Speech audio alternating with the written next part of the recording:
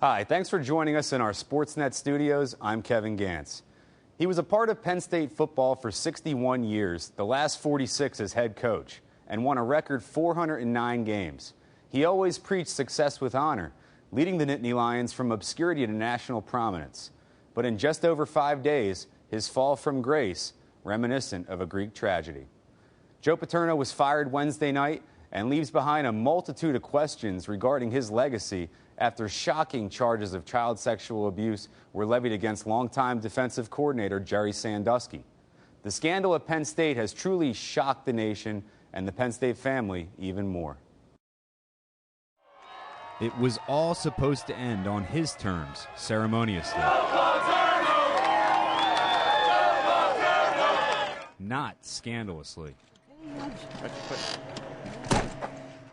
A legend who believed in success with honor, whose program was always blemish-free, Paterno's legacy as a coach is now irrevocably tarnished. This is a case about a sexual predator accused of using his position within the community and the university to prey on numerous young boys for more than a decade.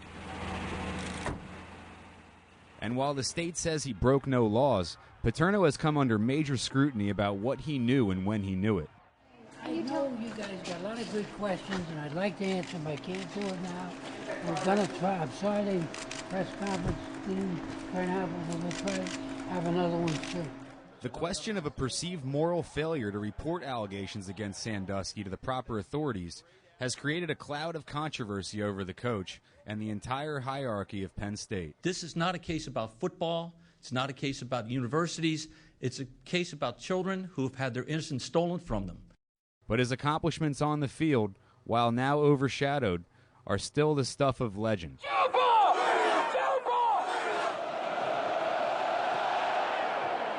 The black Nikes, rolled-up pants, and Coke bottle glasses became synonymous with Penn State. And here come the Lions.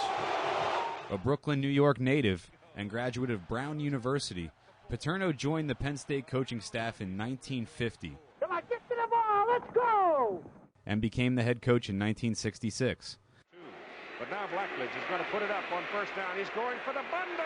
Garrity! Touchdown!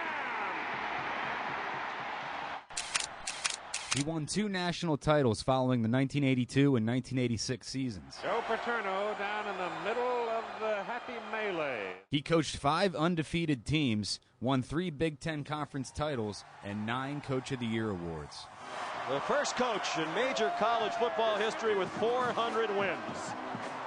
Despite offers from the University of Michigan and the Pittsburgh Steelers and New England Patriots in the late 60s and early 70s, Paterno was always a Nittany Lion at heart. People ask me why I stayed here so long, and you know what? Look around.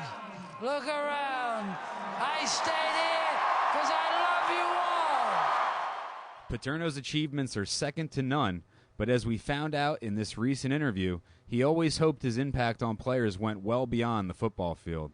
I'd like to leave a legacy that college football is something special, and we got to protect what the specialness is, and that means we still have to make sure kids understand they play college football.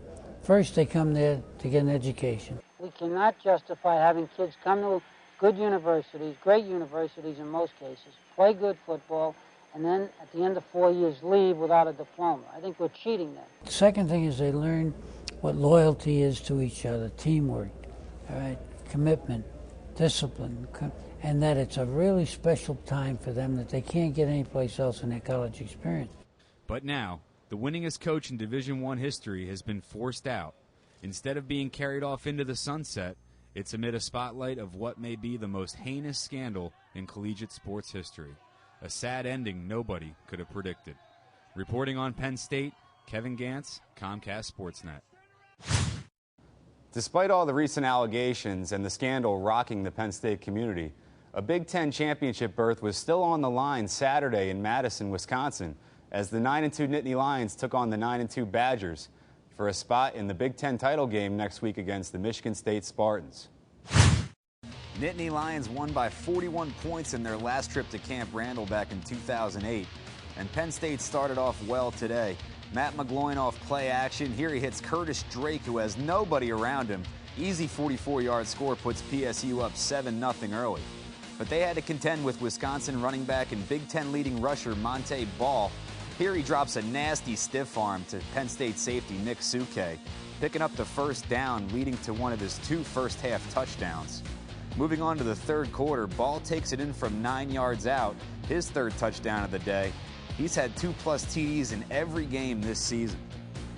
This time, Ball takes it into traffic, but breaks loose, making it look easy for his 4th touchdown of the day, his 4th career 4 TD game, which gives him an astounding 34 total touchdowns this season.